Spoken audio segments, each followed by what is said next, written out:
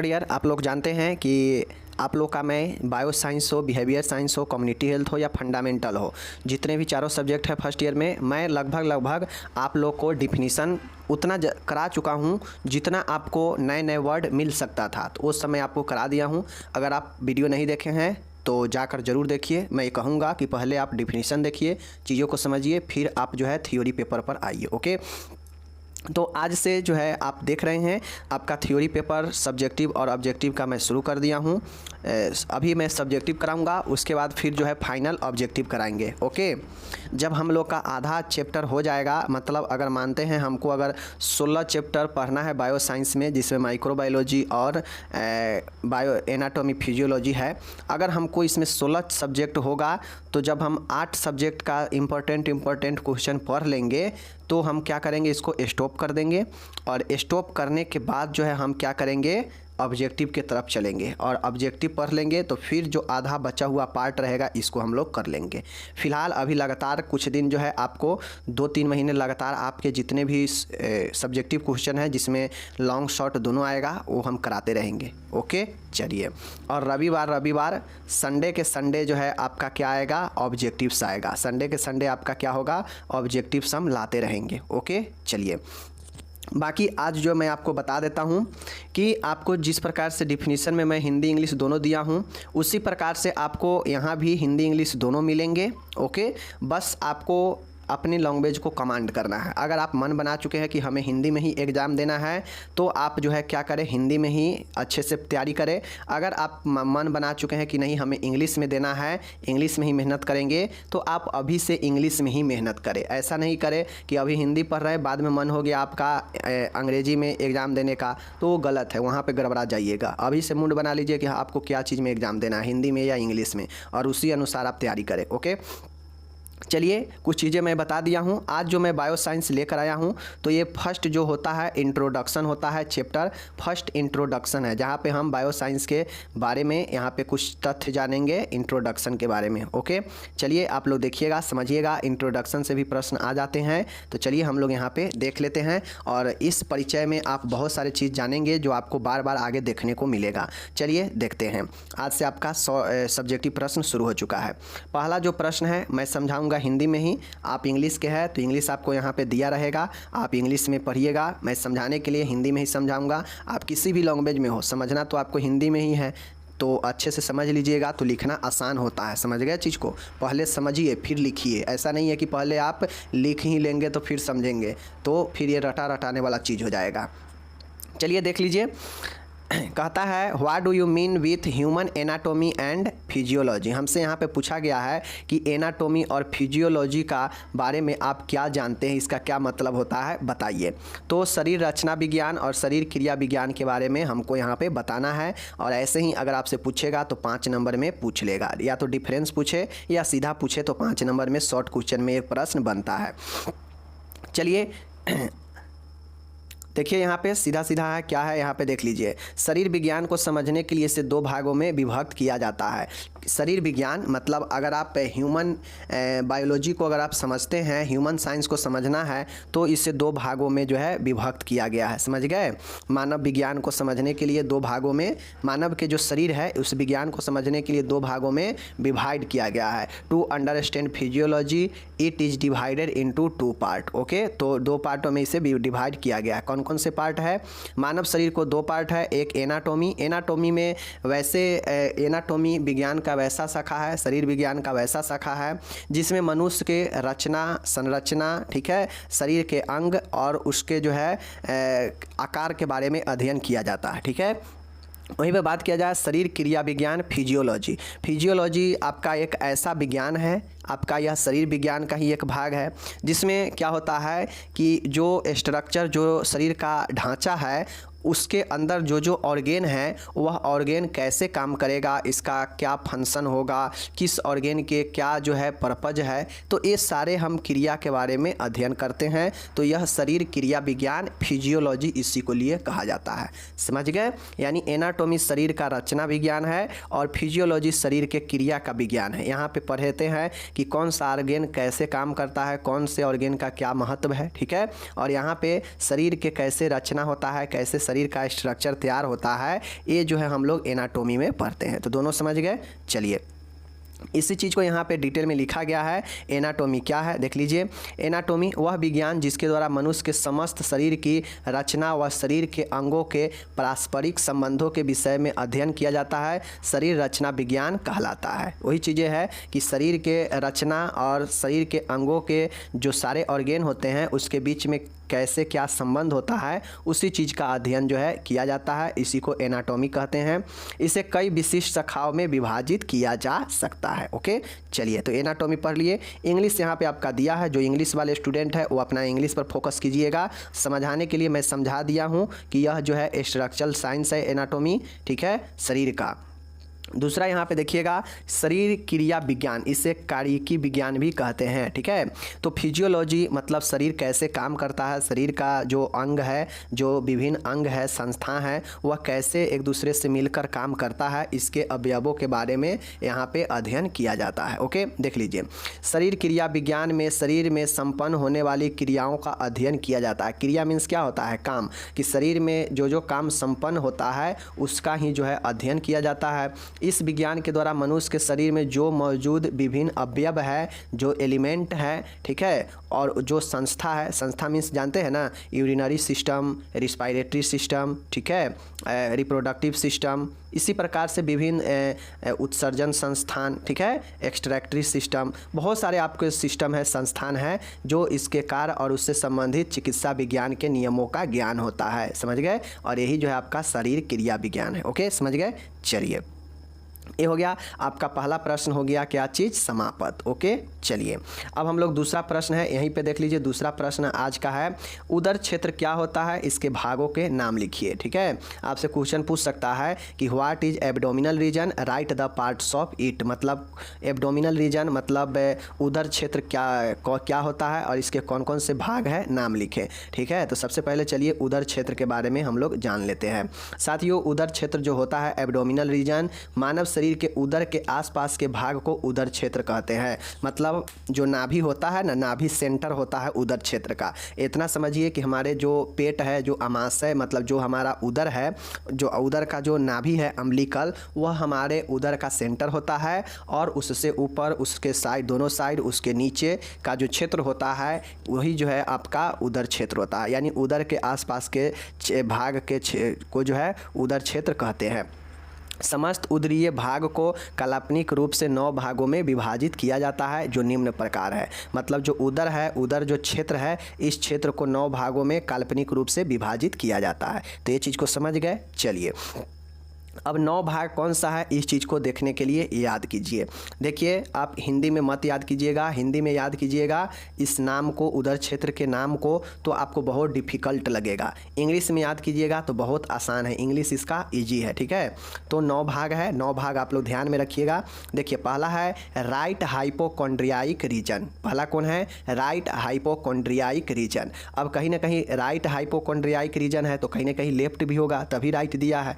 तो एक आपका लेफ्ट हाइपोकॉन्ड्रियाइक रीजन भी है, मतलब अर्धपर्शिकीय क्षेत्र। देखिए हिंदी में याद करने के लिए कितना दिक्कत है, अर्धपर्शिकीय क्षेत्र। ठीक है, दाएं अर्धपर्शिकीय क्षेत्र, तो इससे बढ़िया क्यों नहीं है कि हाइपोकॉन्ड्रियाइक रीजन याद रखें, लेफ्ट और राइट। ओके, उसके बाद है एपीगैस्ट्रिक रीजन होता है, अधिजठरीय क्षेत्र, एपीगैस्ट्रिक रीजन, 2 याद कर लिए। ठीक है, उसी प्रकार से राइट लंबर रीजन है, उसी प्रकार से क्या है आपका राइट लंबर रीजन है। अब यहाँ पे देखिए राइट है तो कहीं ना कहीं लेफ्ट भी होगा, तो राइट और लेफ्ट लंबर रीजन 2 ये भी याद हो गया। और एक है यहीं पे देखिए अम्बिलिकल रीजन, मतलब नाभिकीय क्षेत्र। ठीक है, तो इस प्रकार से 6 याद हो गया, बहुत आसान है।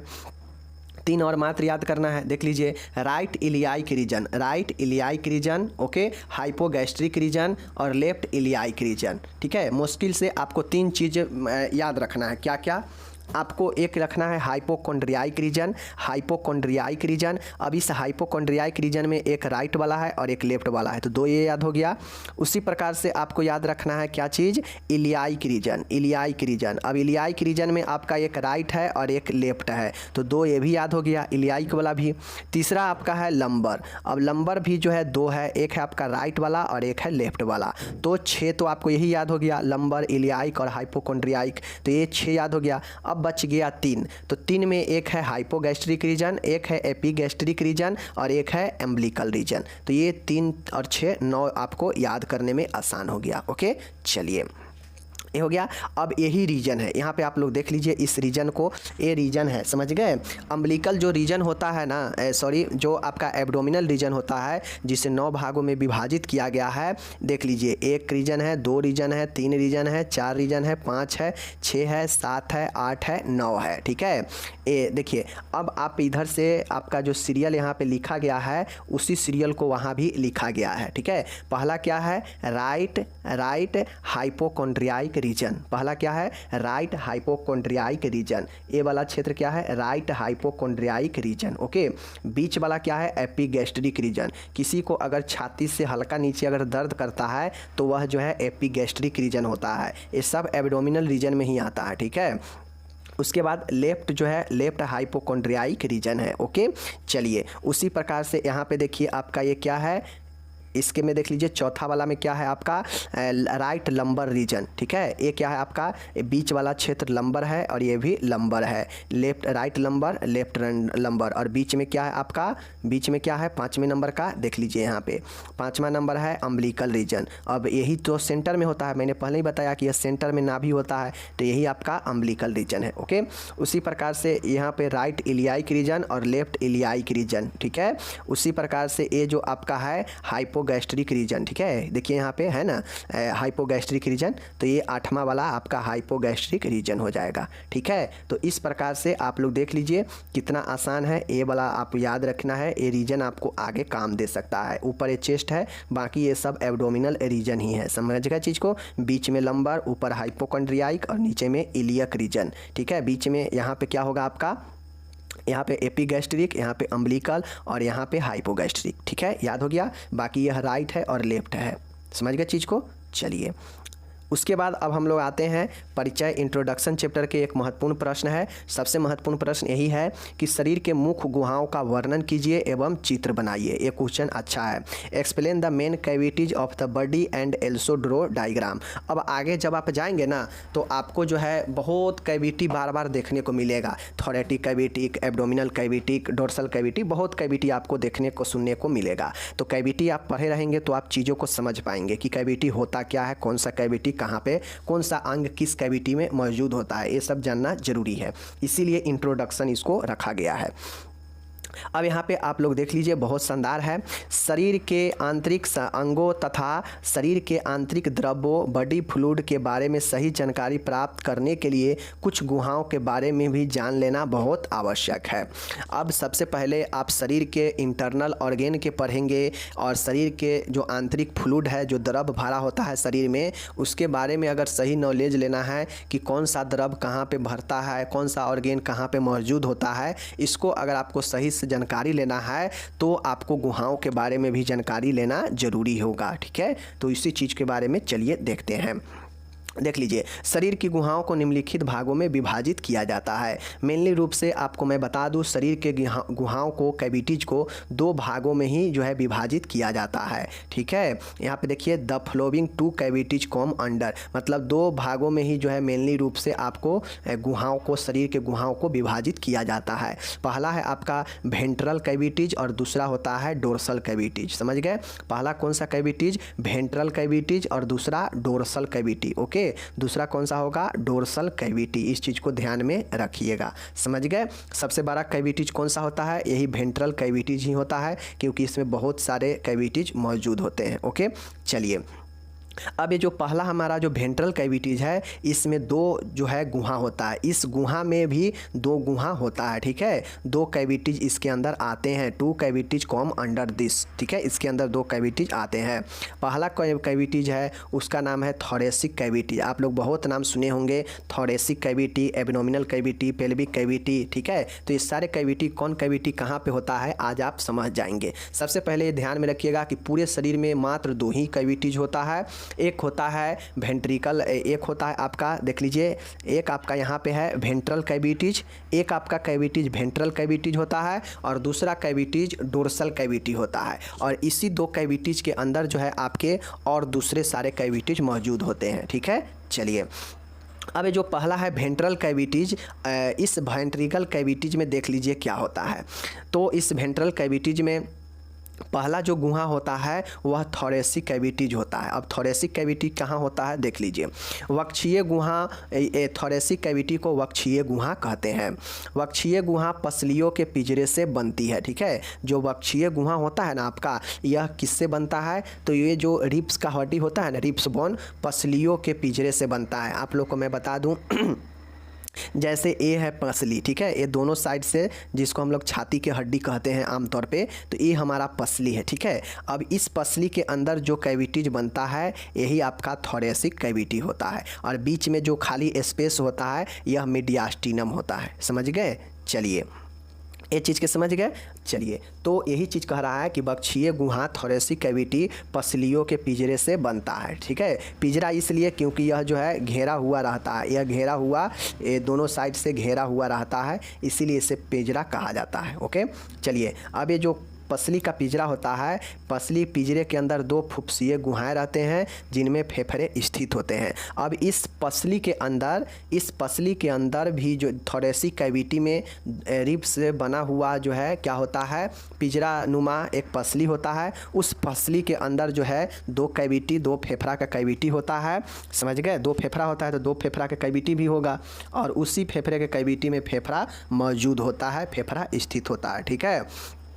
चलिए, दोनों फेफड़ों के मध्य में मीडियास्टिनम होता है। मैंने आपको पहले ही बताया कि इस साइड भी ये आपका रिब्स है, ये रिब्स है, इसके अंदर फेफड़ा है, ठीक है। इधर भी ऐसा ही कुछ होगा, चेस्ट इसको आमतौर पे बोला जाता है, ये फेफड़ा इसके अंदर, और ये बीच में जो बचा हुआ स्पेस होता है इसी को हम लोग कहते हैं मीडियास्टिनम, ठीक है। ये मीडियास्टिनम होता है। इसी वाले जगह पर जो है क्या होता है, ऊपर से जितना भी नली वगैरह गुजरता है, श्वास नली, भोजन के नली, लिम्फ नोड्स वगैरह जो भी है इसी स्पेस के अंदर से गुजरता है। ये दोनों तो ब्लॉक है फेफड़ा से, ठीक है, तो इसके अंदर से ही विभिन्न चीज़ें गुजरता है। समझ गए चीज़ को? चलिए ये हो गया। अब यहाँ पे देखिए दोनों फेफड़ों के मध्य में मीडियास्टिनम कैविटी होता है, जिसमें हृदय से जो है क्या होता है, संलग्न महाधमनी, महाशिरा, ठीक है, ग्रास नली, ठीक है, उसके बाद श्वास नली, थाइमस ग्लैंड्स, लिम्फ नोड्स एवं वेगस तंत्रिकाएं आदि होती है। मैंने आपको पहले ही बताया कि दोनों रिब्स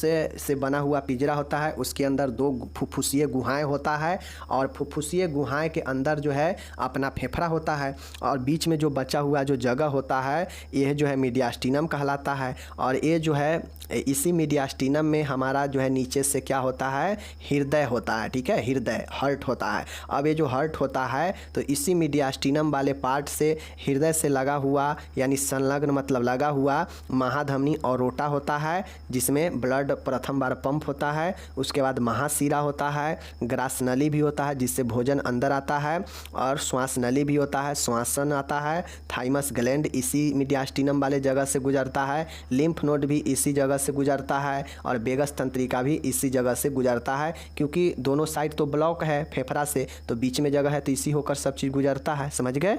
चलिए, तो पहला आप लोग समझ गए थोरेटिक कैविटी में क्या क्या होता है। तो थोरेटिक कैविटी में आपका फेफड़ा होता है, हार्ट होता है, ये सब आपके थोरेटिक कैविटी में ही होता है। समझ गए? चलिए ये समझ गए। अब इसी में आपका पहला वाला जो हम लोग देख रहे हैं वेंट्रल कैविटी, इसमें दूसरा कैविटी आपका होता है एब्डोमिनो पेल्विक कैविटी। क्या चीज़ है? एब्डोमिनो पेल्विक कैविटी। अब नाम से स्पष्ट है, एब्डोमिनो मतलब कहीं ना कहीं उदर, और पेल्विक मतलब श्रोणी। उदर और पेल्विक दोनों कैविटी को इसमें शामिल किया गया है, इसीलिए इसे एब्डोमिनो पेल्विक कैविटी कहा जाता है। ओके, चलिए देखिए, डायफ्राम के नीचे से लेकर श्रोणी तक दो गुहाएं होते हैं, जिसमें एक ऊपर को उदरीय एब्डोमिनल कैविटी और दूसरी नीचे की ओर गुहा मतलब श्रोणी गुहा पेल्विक कैविटी रहती है। अब मैं आपको एक चीज़ बता देता हूँ।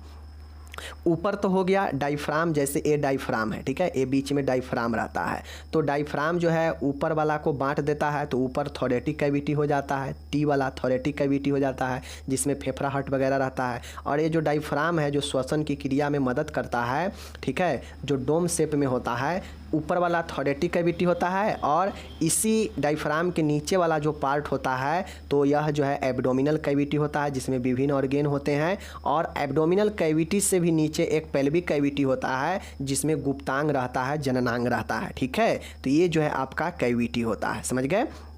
इसीलिए इसे एब्डोमिनो पेल्विक कैविटी कहा जाता है, क्योंकि ऊपर में एब्डोमिनल है और उसके नीचे पेल्विक है। समझ गए चीज़ को। चलिए अब यहाँ पे देखिए, उदरीय गुहा में एब्डोमिनल कैविटी में कौन कौन से अंग होते हैं। अंग को समझना जरूरी है कि कौन से अंग जो है किस कैविटी में है। समझ गए चीज़ को। देख लीजिए, तो उदरीय कैविटी में स्टोमेक होते हैं, अमाशय पेट होता है, ठीक है, छोटी आंत होती है, बड़ी आंत होती है, प्लीहा होती है, अग्नाशय होती है, पित्ताशय होती है, लीवर होती है, यकृत होती है, वृक्क होती है, यूरेटर मूत्र नली होती है आदि स्थित होते हैं। ये सब जो है आपके मतलब जो पार्ट जो पाचन और उत्सर्जन के क्रिया में शामिल होता है ना, वह सब के सब उदरीय कैविटी में मौजूद होता है, मतलब एब्डोमिनल कैविटी में, जो कि आप स्पष्ट तौर पे देख भी रहे हैं। ओके, चलिए ये हो गया। ये सब समझने के लिए ज़रूरी है, बहुत महत्वपूर्ण है, आगे बहुत काम देगा। आपको सीधा थोरेटिक कैविटी लिखा होगा तो आपको समझ में ही नहीं आएगा। और अब तो समझ लिए कि थोरेटिक कैविटी में क्या क्या होता है, एब्डोमिनल कैविटी में कौन कौन से ऑर्गेन होते हैं, समझ गए। अब उसी प्रकार से देखिए पेल्विक कैविटी में क्या होता है। तो मूत्र नलिया, 2 मूत्र नली होता है पेल्विक कैविटी में, जो कि नीचे होता है पेल्विक कैविटी, तो इसी में होता है, ठीक है। मूत्राशय यूरिनरी ब्लेडर, मतलब मूत्राशय जो होता है जहाँ पे मूत्र स्टोर होता है, वो भी पेल्विक कैविटी में ही होता है, ठीक है। उसके बाद देखिएगा मलाशय रेक्टम भी जो होता है वह भी पेल्विक कैविटी में ही होता है। स्त्री तथा पुरुष के जो आंतरिक जनन अंग होते हैं वह भी जो है इसी में स्थित होता है, पेल्विक कैविटी में ही होता है। तो ये चीज़ को समझ गए, पेल्विक कैविटी भी महत्वपूर्ण है उत्सर्जन के लिए। उसी प्रकार से पाचन और कुछ उत्सर्जन वाला अंग जो है एब्डोमिनल में भी स्थित है। समझ गए। चलिए ये चीज़ को तो आप लोग समझ गए। अब हमें नहीं लगता है कि एब्डोमिनल कैविटी और पेल्विक कैविटी में बाद में कभी कोई दिक्कत आएगा। चीज़ को समझ गए। चलिए अब पहला हम लोग पढ़ लिए हैं वेंट्रल कैविटी, जिसमें 2 कैविटी था जिसको हम लोग पढ़ लिए, ठीक है। एक था थोरेटिक कैविटी और एक था एब्डोमिनो पेल्विक कैविटी। दोनों को हम लोग समझ लिए कि कौन सा ऑर्गेन किस में होता है।